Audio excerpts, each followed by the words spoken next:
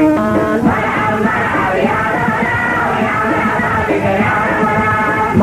مرحب يا رمضان ويا مرحبا بك يا رمضان.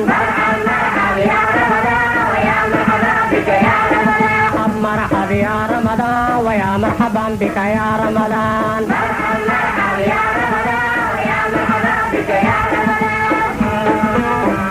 boqortooyada Sacuudi Carabiya ayaa ku dhawaaqday in maalinta beri oo Talaada taariikhda ay ku beegan tahay 13 Abriil 2021 ay tahay maalintii koowaad ee bilashada bisha barakeysan ee Ramadaan. War ka soo baxay maxkamadda sare ee dalkaasi Sacuudiga ayaa lagu shaaciyay in ay sugnaatay aragtida bisha barakeysan ee Ramadaan caawa iyadoo laga arkay deegaanka Temere kaasoo u dhow magaalada xarunta waa dalka Sacuudi Carabiya ee Riyadh. Sidaasina lagu shaaciyay in maalinta beriti oo Ramadaan 1442 ay tahay maalintii koowaad.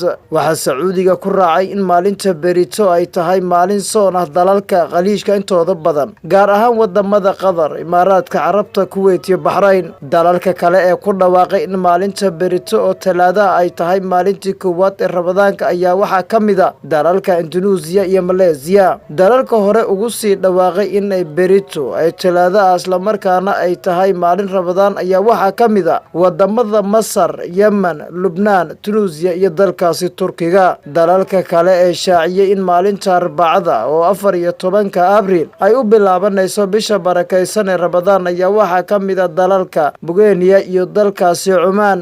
Dalal badan oo kamid ah dalalka muslimiinta ayaa caawa laga shaaciyay in ay tahay habeenkii ugu horeysay ee bisha Ramadaan ay ku tahay isla markaana ay ku beegan tahay 13 Abriil 2021 taas ay ku jirto dalkaasi Pakistan.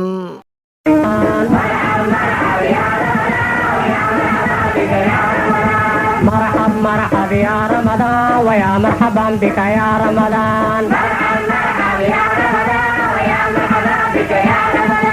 مرحب يا رمضان ويا مرحبا بك يا رمضان.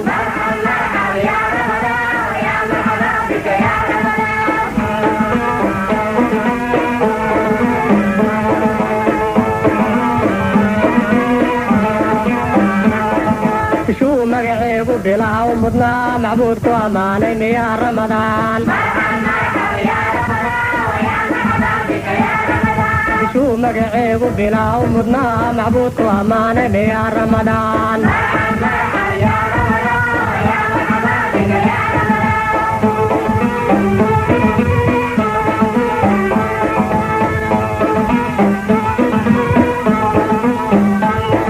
مسكيني يتاجر بشيل مسوق إسلامكم مدوق يا رمضان.